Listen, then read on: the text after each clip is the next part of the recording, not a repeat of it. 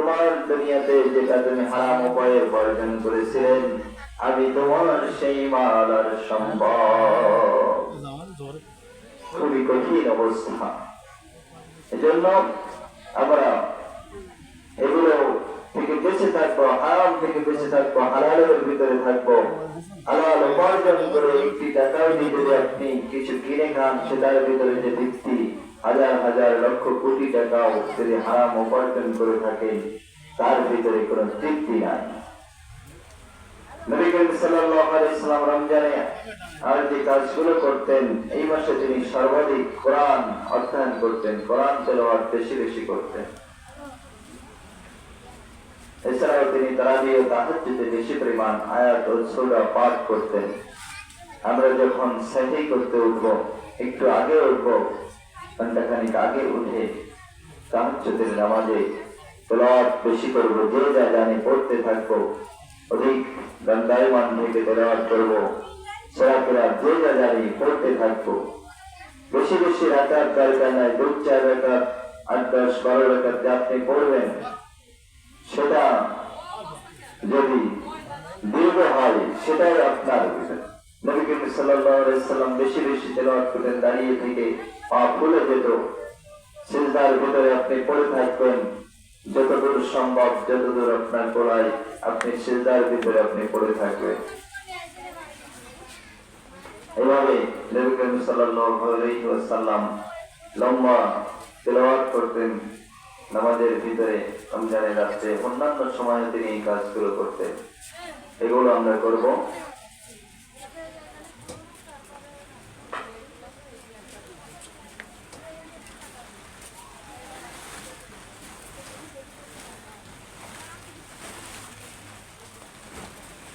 রাসূল সাল্লাল্লাহু আলাইহি ওয়াসাল্লাম রমজানের প্রত্যেক রাতকে নামাজ সহ অন্যান্য ইবাদতের জন্য নির্দিষ্ট করতেন।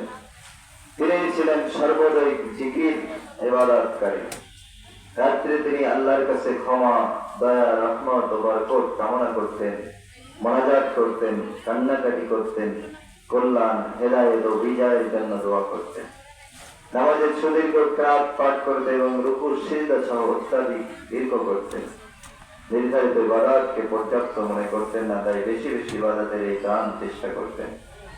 তাহাজ্জুদ ছাড়াও নবী করিম সাল্লাল্লাহু আলাইহি ওয়াসাল্লাম তারাবির নামাজ অতিরিক্ত পড়তেন, বলতে গোটা রাত্রি তিনি নামাজে কেটে যেত।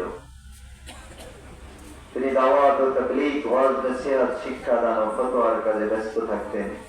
লোকদের সৎ উপদেশ দেওয়া, তাদের পরিশুদ্ধির জন্য সময় ব্যয় করতেন। এছাড়া আল্লাহর দ্বীন কায়েম করার জন্য জিহাদ ছিল তার সবচাইতে গুরুত্বপূর্ণ কাজ। এই কাজে তার সাহাবা কেরাম অধিকাংশ সময় শক্তি ও সম্পদ ব্যয় হতো। এই ক্ষেত্রে তার কোরবানি ছিল অত্যাধিক। আর যারা জিহাদ বিমুখ, তারা রাসূল সাল্লাল্লাহু আলাইহি ওয়াসাল্লামের জীবনের একটি বিরাট অংশকে বাদ দিচ্ছেন।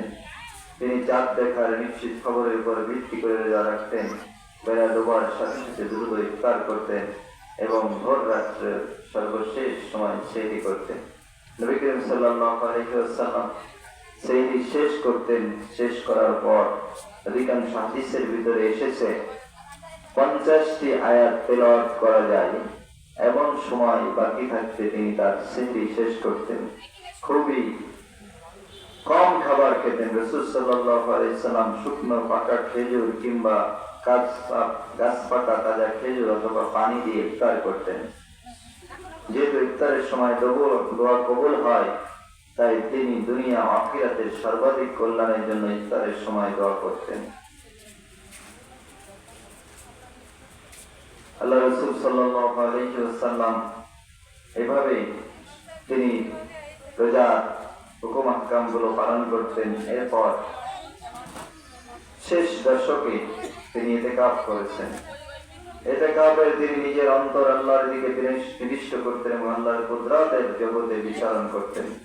লোকজনের সাথে দেখা সাক্ষাৎ কমিয়ে দিয়ে মহান রব্বুল আলামিনের সাথে একাগ্র চিত্তে সান্নিধ্য কামনা করতেন। দুনিয়ার ধ্যান ধারণা থেকে নিজেকে যথাসম্ভব দূরে সরিয়ে পরকালের চিন্তা ভাবনায় মশগুল থাকতেন। তিনি আল্লাহর নাম ও গুণাবলী বিশেষ করে অধ্যয়ন করতেন এবং আসমান ও জমিনের আল্লাহর সৃষ্টির বিষয়ে চিন্তা ভাবনা করতেন। এছাড়াও নবী করিম সাল্লাল্লাহু আলাইহি ওয়াসাল্লাম গরীব দুঃখী খুশি নিশ্চিত করার জন্য তিনি যাকাতুল ফিতর আদায় করতেন। ফিতরা আমরা আদায় করব। ফিতরা এবছর 115 থেকে 20 টাকা নির্ধারণ করা হয়েছে। আমরা সেই অনুযায়ী ফিতরা দিয়ে দেব। নবী করিম সাল্লাল্লাহু আলাইহি ওয়াসাল্লাম এভাবে তার জীবনটা রমজান, বিশেষ করে রমজান মাসের সময়টা কাটিয়ে দিতেন। আল্লাহ রাব্বুল আলামিনের হাবিবের উপর যে কোরআনে কারীম অবতীর্ণ হয়েছিল, সেই কোরআনে কারীম এই রমজান মাসে অবতীর্ণ হয়েছে।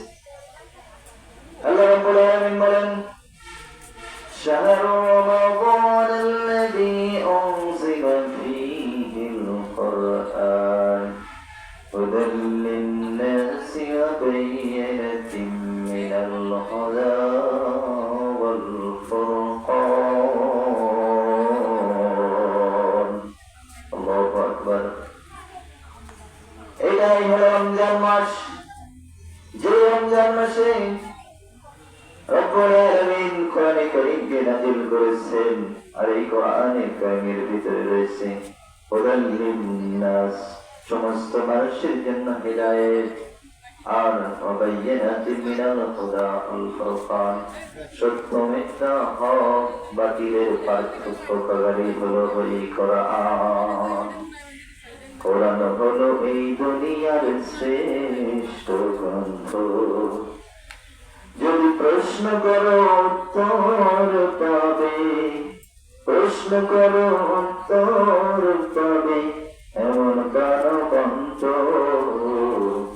কোরআন হলো এই দুনিয়ার শ্রেষ্ঠ গ্রন্থ। যদি প্রশ্ন করো কোরআন